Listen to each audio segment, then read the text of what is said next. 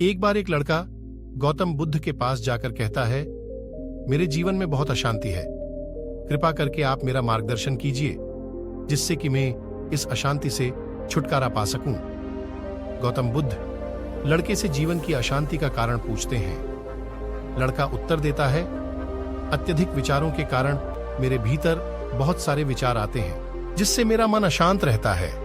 बुद्ध मुस्कुराते हुए कहते हैं, ऊपर आकाश की ओर देखो और बताओ कि तुम्हें सूर्य दिख रहा है। लड़का ऊपर देखता है और कहता है, धूप दिख रहा है। बुद्ध उससे पूछते हैं कि अगर तुम लगातार धूप में खड़े रहोगे तब क्या होगा?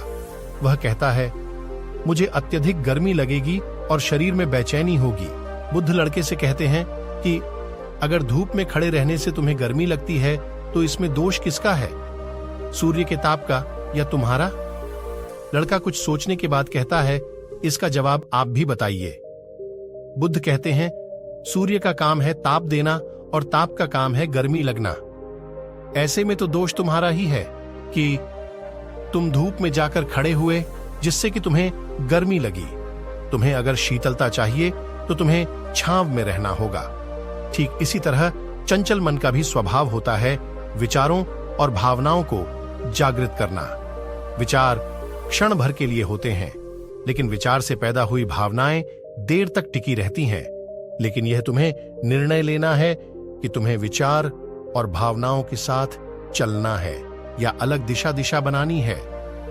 बुद्ध कहते हैं, मन को शांत करने के लिए तन के आयाम पर काम करना सबसे आसान तरीका है।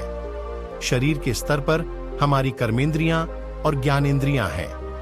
कर्मेंद्रियां कर्म और ज्ञानेंद्रियां ज्ञान से जुड़ी होती हैं।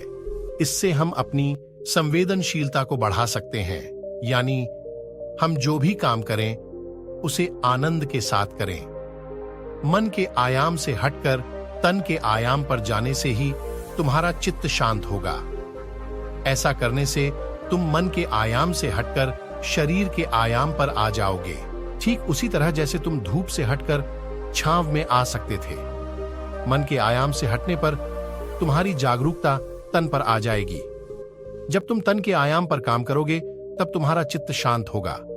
इसलिए हर काम को तन के आयाम पर करने से मन स्वतः शांत हो जाता है। अपने मन के विचार और भावना को नहीं बल्कि सुर को सुनो। लड़का बुद्ध से कहता है, अपने भीतर के सुर को कैसे सुने? बुद्ध कहते हैं, किसी शांत स्थान पर रहकर जहां शांति हो तब अपनी आंखें बंद करो और मन के भीतर चल रहे शोर से हटकर भीतर के सुर को सुनने की कोशिश करो। सुर निरंतर चलता रहता है, लेकिन बाहर के शोर के कारण तुम अपने मन के भीतर चल रहे सुर को नहीं सुन पाते हो।